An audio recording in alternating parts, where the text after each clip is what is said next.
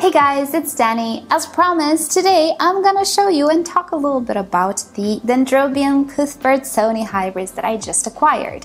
When I say just, well, it happened a few weeks ago. Some of them are in my collection for a few months now, but I have been experimenting with them because last time I had them, I didn't have the greatest time, and I think I know why. So I'm gonna tell you about that as I show you my cuthbertsonii collection, and also maybe talk a little bit about the setup, although I did post the video of the setup quite recently. So I'm going to tell you how it's going so far. So before we start, don't forget to give this video a like if you end up enjoying it, and why not subscribe? I post multiple times a week and it's completely free, but if you're feeling extra, and you can, do consider further supporting the channel by becoming a member, checking out the affiliate links down below, checking out the merch, or using the super thanks option below my videos. Right then. First and foremost, what you should know about the Dendrobium cuthbertsonii. It is a cooler growing orchid that comes from New Guinea, and as you might expect, in a warm climate and environment such as mine, it can be quite tricky to grow. I did try to grow some in the past. I had some moderate success, but then at some point the plant kind of just fizzled out. Could it be the heat? Maybe. But I have a different suspicion. I think I over-fertilized it. See, multiple sources do suggest that these guys are kind of sensitive to high fertilizer content. And I can see that. They are very tiny little orchids, and they don't have a very rapid growth. And when they bloom, they don't create a lot of flowers. One cane creates one single flower, which is terminal. It's on the top, and it holds on to that flower for a very, very long time. But it's not a lot, let's say, of energy that is spent with an entire flower spike and opening the flowers and all of that stuff. Once a flower is open, it loses water, but I do believe it doesn't really need as much energy as it does when it's forming. So the more flowers you have to form, the more energy you want, right? Well, these guys don't need that much energy, don't need that much fertilizer. And I do suspect that the problem with my previous one is I was seeing, you know, the leaves kind of having some burnt leaf tips and all of that, if I remember correctly. Kind of looked like over fertilizer. I think that's the problem. And I think that I can get away with the 2 very hot months that I have here in a more warmish climate with a few adjustments. So I want to give them a go another time because I really love them. I do. I know I say that I love the Australian dendrobiums, which I do, but I do love these guys as well, even if they're not Australian. Right, so setup. I have a video about the setup. If you missed it, I'll link you to it down below. It is basically a self-watering clay pot. Now, clay pots have a great feature. Well, it can be great, it can be bad as well. Through evaporative cooling, they actually can keep the root system a lot cooler. They are very porous, so they soak up water very fast, but they also lose water. They promote evaporation. So as long as it's wet, and mine is approaching dryness, as long as it's wet, it's also kind of cold. And that can be a good thing. The bad thing is it dries up very, very fast, and in my environment, it's not a good thing. But it's self-watering. I can leave water in this little bowl and it lasts me 5 days. Woohoo! I'm gonna demonstrate. I'm gonna show you how I water them. Last time we talked about them, somebody suggested that I spray paint glazing on the pot, and yes, that would make it not lose water, but it would also make it not stay cool, so it kind of defeats the purpose. So I'm willing to hassle. For these guys, because they're pretty, I'm willing to hassle with the clay pots. I would not do this with my entire collection. But for these little guys, sure, why not? Why not?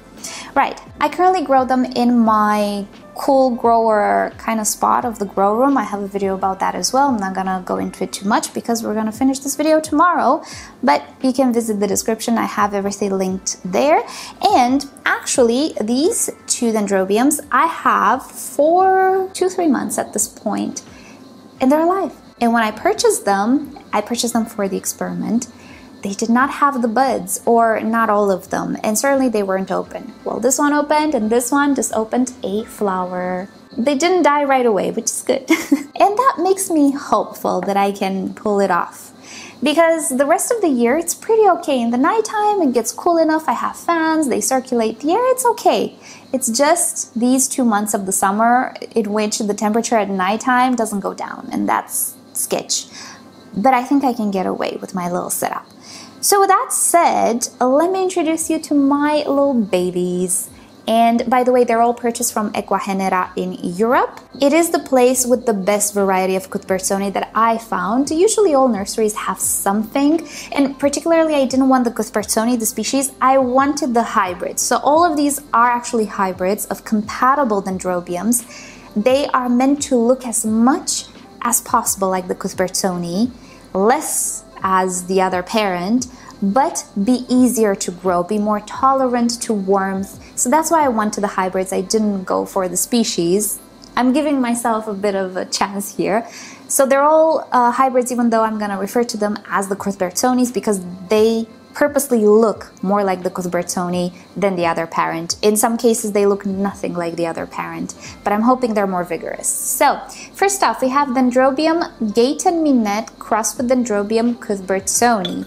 So we have a hybrid crossed with the cuthbertsonii, and the result is a beautiful, very light pink dendrobium, which is very, very, very dainty. It has the smallest flowers in my entire collection so far, given I didn't see everybody in bloom.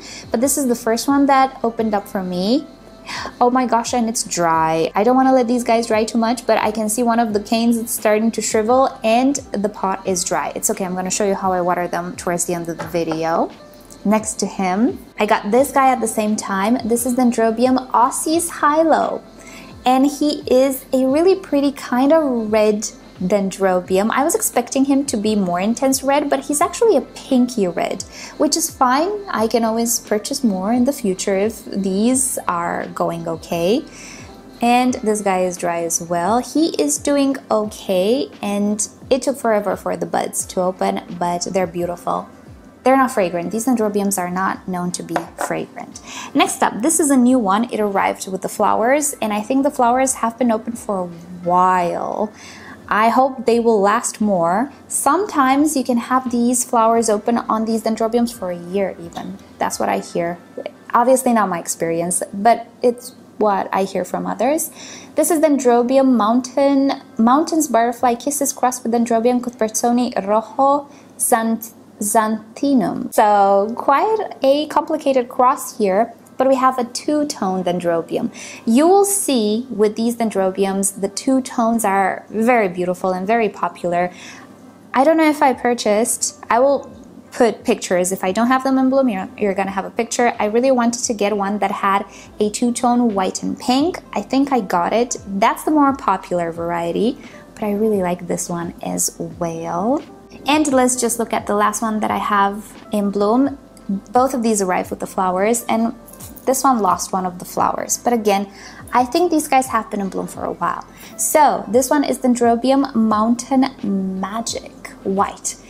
And it's not really white, and in the picture when I purchased it, it looked white, but surprise, surprise, it's actually yellow.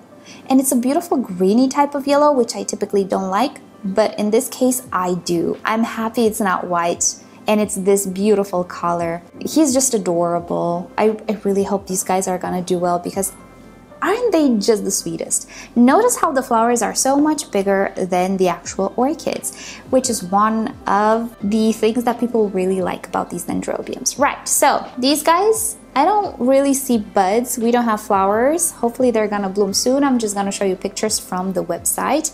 This is Dendrobium Illusion. If I remember correctly, this one is supposed to be magenta, like a beautiful purpley magenta. I mean, purple. Magenta is something else. Never mind what I just said. It's supposed to be purple, and it looked gorgeous. It's a very vibrant type of a purple. So yeah, no buds just yet, but it looks good. Next, we have Dendrobium Mountain's Butterfly Kisses Pink. Maybe this one is the two-toned color one. Am I mistaken?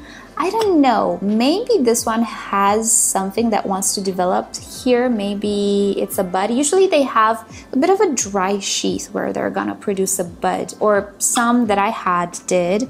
So no buds just yet, but there are canes that are not fully mature just yet. I am expecting these guys to excel more in the winter time, not in the summer. But in the summer, I just want them to survive. Next up, we have Dendrobium Misty Magic. They all have such beautiful, whimsical names, and they go together with this beautiful, whimsical setup that I came up with here. Makes me feel like I'm a little witch that plays with potions.